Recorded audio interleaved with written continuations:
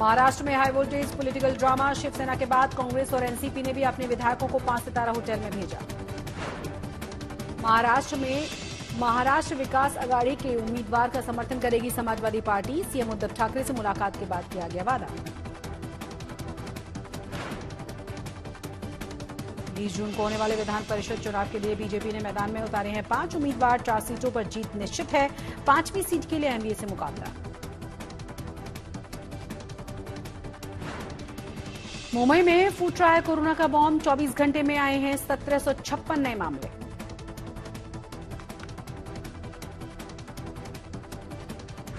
Mumbai crime branch ने सलमान की धमकी के मामले में दिल्ली जाकर लॉरेंस बिश्नोई से पूछताछ की है। धमकी के पीछे अपना हाथ होने से बिश्नोई ने इनकार किया।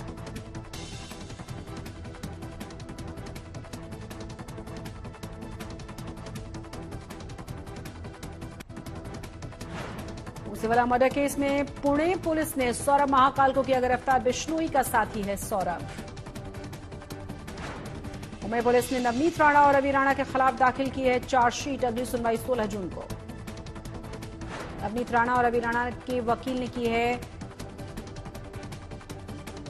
अदालत ने दी है राहत। 8 दिन के बाद कोर्ट में होना होगा हाजिर।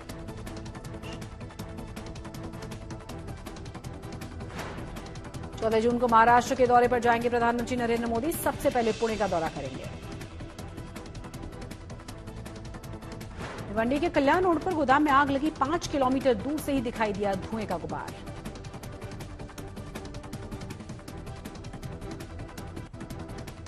पुणे में एक रूफटॉप रेस्टोरेंट के 10वीं मंजिल पर भीषण आग लगी। आग के बाद इमारत में मची थी अफरा तफरी। आग से लाखों के नुकसान का अनुमान।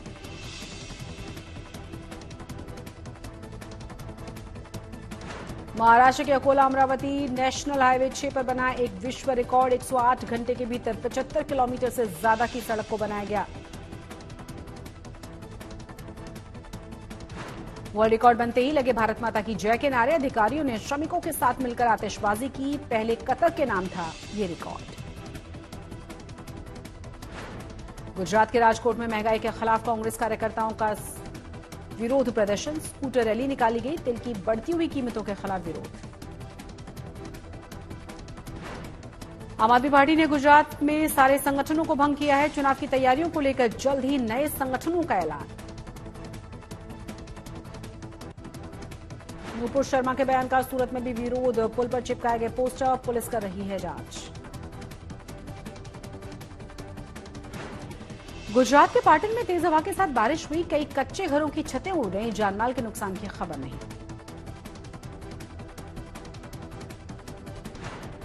अहमदाबाद में 217 किलो की यूसुफ पठान का डांस करते हुए वीडियो वायरल हुआ है। मोटापे की सर्जरी के बाद 6 महीने में घटकर 100 किलो से नीचे आ जाएगा उनका वजन।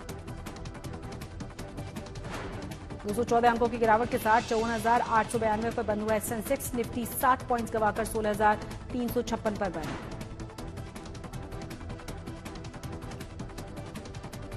आरबीआई ने रेपो रेट में किया 50 बेसिस पॉइंट्स का इजाफा। 1 महीने के बाद फिर से बढ़ोतरी हुई।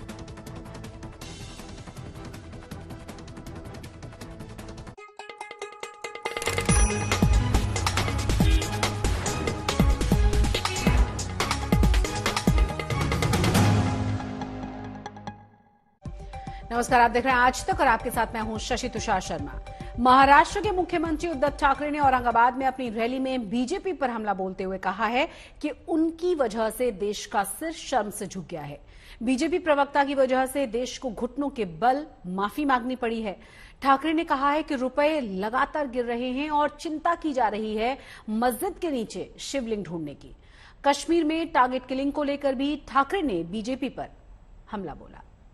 काश्मीरी पंडित ज्या त्यांची हालत झालेले त्याही वेळेला शिवसेना प्रमुख त्यांच्या पाठी उभे राहिले नसते तर आज हिंदुत्वाच्या जोरावरती तुम्ही दिल्ली काबीज करू शकला असतात काय हे पहिले स्वतःच्या मनाला मन असलंच तर विचारा आणि मग आमच्या अंगावरती या।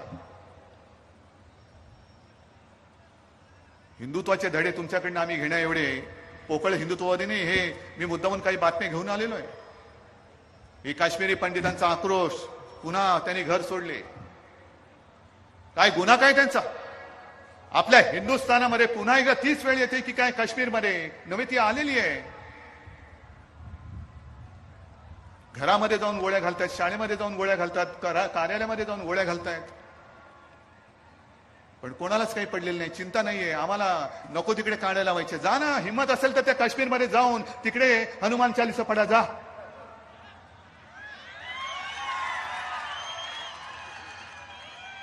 जा, उगाच कुठेतरी जाऊन ते दुधाचा अभिषेक काय करताय. हनुमान चालीसा नाही पडलं तर हिंदुत्व नाही. अरे हे नामर्दाचं हिंदुत्व आमच्याकडे नाहीये. मर्द असाल तर काश्मीरी पंडितांची पहिली रक्षा करा. जा तिकडे, हिंमत असेल तर तिकडे जा. कधीही शिवसेना प्रमुखांनी इस्लाम किंवा मुसलमानाचा मुसलमान म्हणून द्वेष करा, त्याला तोडा फोडा झोडा, हे आपल्याला सांगितले कधी? सांगूच शकत नाही. कारण शिवाजी महाराज की जय म्हटल्यानंतर जय छत्रपती शिवाजी महाराज, कुराण सापडल्यानंतर सुद्धा त्याचा मान ठेवत होते. ते संस्कार आमच्यावरती झालेले आहेत. आम्ही दुसऱ्या धर्माचा द्वेष करत नाही. अनेकदा शिवसेना प्रमुखांनी सांगितलेलं आहे की प्रत्येकाने आपला धर्म हा आपल्या घरात ठेवायचा आणि घराबाहेर जेव्हा आपण पाऊल टाकतो तेव्हा हा देश हाच माझा धर्म हे समजून बाहेर पाऊल टाकायचं. पण आज एका भाजपच्या कोणत्या तरी प्रवक्त्याने त्या प्रेषिताचा अपमान केला. काय संबंध, काय तुमचा संबंध काय? आपल्या देवदेवतांचा अपमान कोणी करायचा नाही, तसंच त्यांच्याही करण्याची तुम्हाला काही गरज नाहीये. पण तो अपमान केल्यानंतर सगळे मिडल ईस्ट अरब देश एकत्र झाले आणि त्यांनी आपल्या देशाला गुडघ्यावरती आणलं. पण शेवटी माझ्या देशाचे पंतप्रधान आहेत, आपल्या देशाचे पंतप्रधान आहेत, त्यांचा फोटो कचरा कुंडीवरती लावला जातो आणि हे आम्ही नुसतं बघत बसायचं. कोणामुळे ही परिस्थिती आली? भारताने माफी मागायची, आपल्या हिंदुस्थानने माफी मागायची. काय देशाने काय केले? नूपुर शर्मा के विवादित बयान पर घमासान थमने का नाम नहीं ले रहा. मुंबई, भिवंडी, मुमरा के बाद अब महाराष्ट्र के अंबरनाथ में नूपुर शर्मा के खिलाफ एक और शिकायत दर्ज करवाई गई है.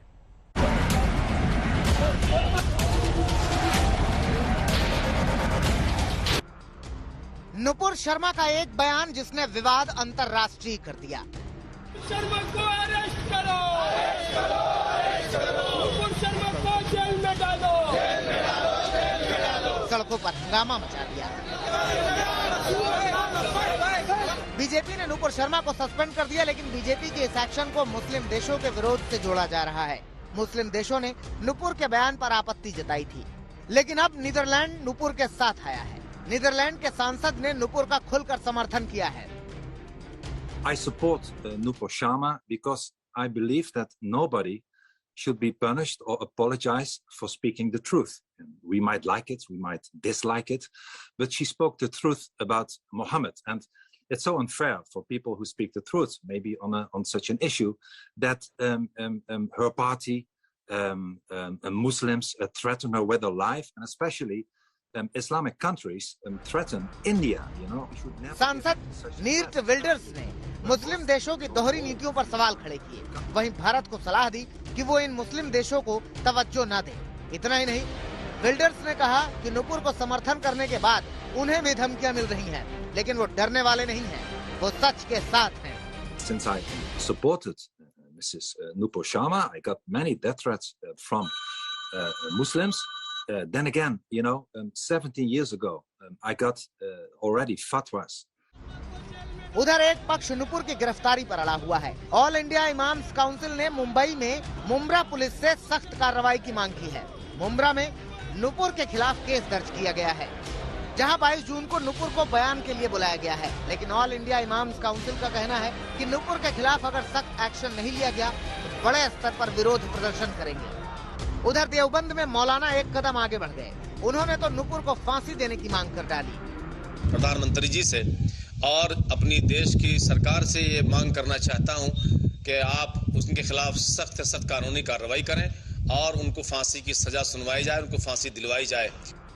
वहीं सूरत के पुल पर पोस्टर चिपके नजर आए जिसमें नूपुर शर्मा को गिरफ्तार करने की मांग की गई. विपक्ष भी नूपुर की गिरफ्तारी पर अड़ा हुआ है. हालांकि बीजेपी अब मामले को यहीं खत्म कर देने की बात कह रही है. मुख्य सवाल है कि हिंदुस्तान में कानून है. अब बीजेपी अपने लोगों के साथ क्या करते नहीं करते हैं, निष्कासित करते हैं, माला पहनाते हैं, ये उनका अपना अंदरूनी मामला है. सवाल ये है कि वो गिरफ्तार क्यों नहीं हुए. उसके सिर पे 1 करोड़ का इनाम, तो मैं देख रही थी जूतों से जैसे उसका फोटो रौंदा जा रहा है. और जिस तरह से उसको धमकियां मिल रही हैं, इस पे तो हिंदू और मुस्लिम दोनों समुदाय के मुख्य लोगों को इस पूरे कृत्य की निंदा करनी चाहिए और इस बारे में उसको जितनी आवश्यक हो सके उतनी सुरक्षा देनी चाहिए। बहरहाल पार्टी से सस्पेंड होने के बावजूद विवाद खत्म होने का नाम नहीं ले रहा। नूपुर की मुश्किलें लगातार बढ़ती जा रही हैं। दिल्ली से गीता मोहन के साथ आज तक ब्यूरो। महाराष्ट्र में राज्यसभा चुनाव के लिए हाई वोल्टेज पॉलिटिकल ड्रामा शुरू हो चुका है। महाराष्ट्र से राज्यसभा की 6 सीटों पर चुनाव है। 6ठी सीट पर बीजेपी और शिवसेना के बीच है महामुकाबला। एमवीए ने 6ठी सीट पर जीत को अपनी प्रतिष्ठा से जोड़ दिया है। शिवसेना, कांग्रेस और एनसीपी को अपने विधायकों की 5 सितारा होटल में बाड़ेबंदी कर दी है। आज मुंबई के होटल ताज प्रेसिडेंट में बीजेपी विधायकों की भी मीटिंग हुई और उन्हें कह दिया गया है कि वो फोन पर बात न करें, फोन ट्रैक हो सकता है, मुंबई से बाहर न जाएं और पार्टी की आंतरिक रणनीति पर किसी से चर्चा न करें।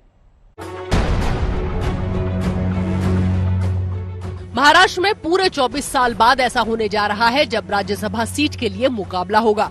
इससे पहले राज्यसभा चुनाव में सभी उम्मीदवार निर्विरोध चुने जाते रहे हैं। महाराष्ट्र में राज्यसभा की 6 सीटों के लिए चुनाव है और मैदान में उम्मीदवार खड़े हुए हैं 7। कांग्रेस ने टिकट दिया है इमरान प्रतापगढ़ी को, जिन्हें प्रियंका गांधी का करीबी माना जाता है। प्रफुल्ल पटेल को मैदान में उतारा है एनसीपी ने। शिवसेना से खड़े हुए हैं संजय राउत और संजय परब, जबकि बीजेपी ने मैदान में उतारा है पीयूष गोयल, अनिल बोंडे और धनंजय महादिक को।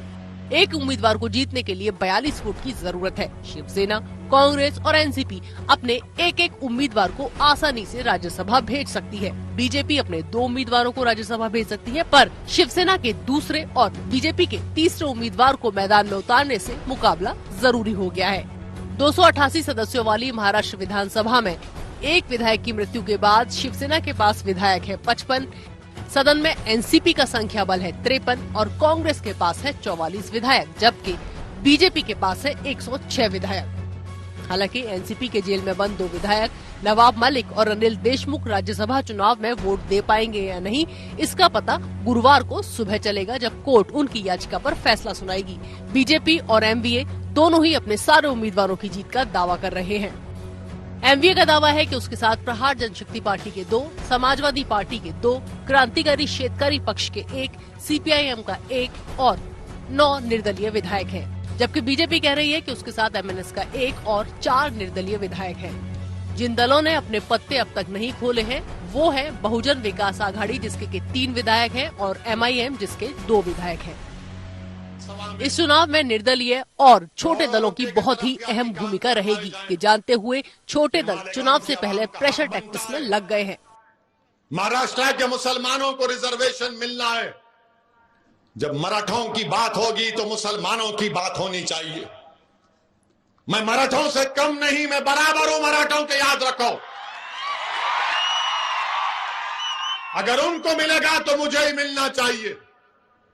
ये नहीं हो सकता कि तुम गुलाब जामुन खाओ और मैं हसरत भरी निगाहों से देखूं कि कब आएगा कब आएगा।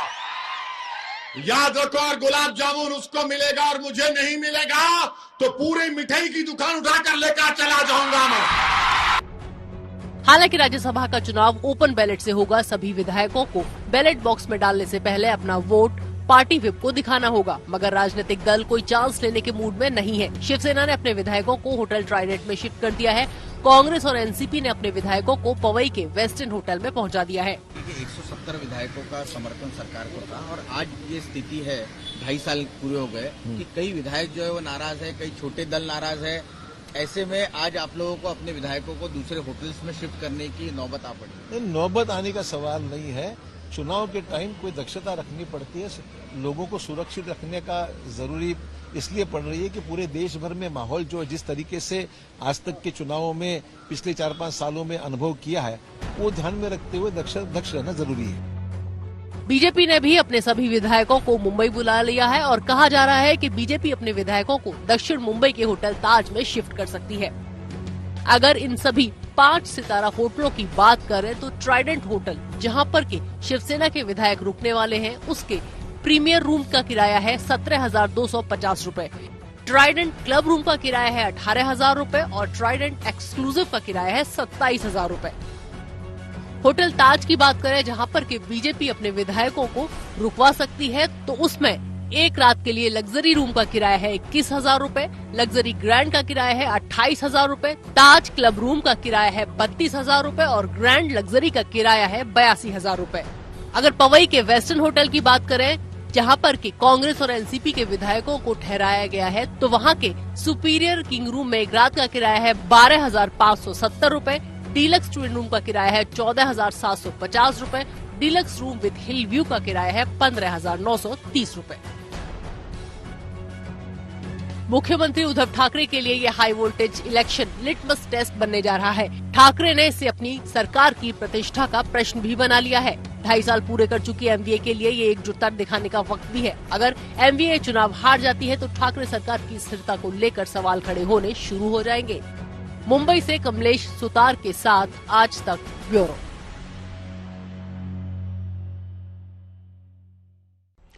और मुंबई मेट्रो में चलते चलते आपको बता दें, सलमान खान की धमकी केस में एक अपडेट है।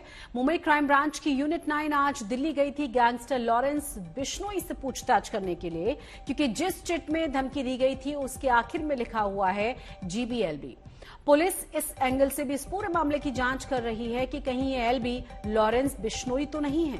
पहले भी एक बार बिश्नोई सलमान खान को जान से मारने की धमकी दे चुका है, लेकिन मुंबई पुलिस के सामने बिश्नोई ने सलमान खान को जान से मारने की धमकी देने से साफ इनकार कर दिया है और कहा है कि उसका इस धमकी से कोई लेना देना ही नहीं है। कल दिल्ली पुलिस से पूछताछ में भी उसने यही बात कही थी। और इसी के साथ मुंबई मेट्रो में बस इतना ही, लेकिन देश और दुनिया की तमाम बड़ी और अहम खबरों के लिए देखते रहिए आज तक।